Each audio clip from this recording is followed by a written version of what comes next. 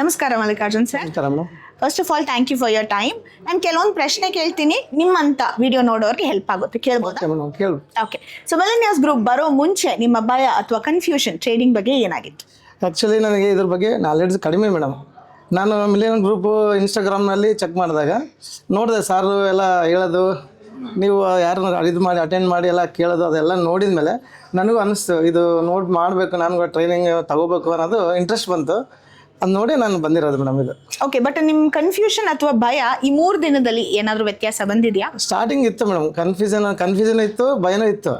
ಈಗ ಸ್ವಲ್ಪ ಕಡಿಮೆ ಆಗಿದೆ, ಅಲ್ಲ ನಾಲೆಡ್ಜ್ ಸ್ವಲ್ಪ ಬಂದಿದೆ ಮೇಡಮ್ ಇದರಿಂದ. Okay, perfect. ಇಲ್ಲಿ ಬರೋ ಮುಂಚೆ ಟ್ರೇಡಿಂಗಲ್ಲಿ ಈ ಒಂದು ವಿಷಯ ನಿಮಗೆ ಅರ್ಥನೇ ಆಗ್ತಿರ್ಲಿಲ್ಲ ಅಥವಾ ತುಂಬ ಕಾಂಪ್ಲಿಕೇಟೆಡ್ ಅನಿಸ್ತದೆ ಏನಾದರೂ, ಇವಾಗ ತುಂಬ ಕ್ಲಿಯರ್ ಸುಲಭ ಆಗಿದೆ ಅಂತ ಏನಾದರೂ ಇದೆಯಾ?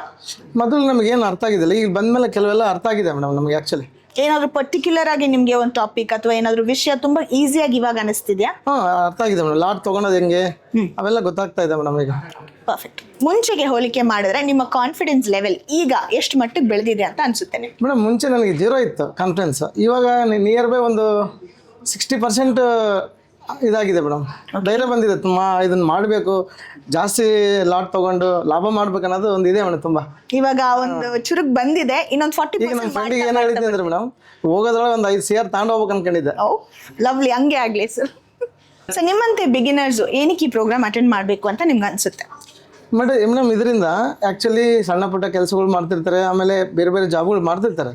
ಇದು ಸ್ಯಾಲ್ರಿ ಮೇಲೆ ಇರ್ತಾರಲ್ಲ, ಅದರಿಂದ ಸ್ವಲ್ಪ ಕಡಿಮೆ ಇದಾಗುತ್ತೆ, ಖರ್ಚು ಗಿರ್ಚಲ್ಲ ಜಾಸ್ತಿ. ಇದು ಮಾಡಿದರೆ ಬೇಕಾದಷ್ಟು ಅರ್ನ್ ಮಾಡಿ ನಮ್ಮದು ಏನೇ ಕಷ್ಟ ಸುಖ ಇರಲಿ ಇದರಿಂದ ಎಲ್ಲ ತೀರ್ತಾವಂತ ಮಾಡ್ಬೇಕು ಅನ್ಸುತ್ತೆ. Okay, perfect. Thank you sir.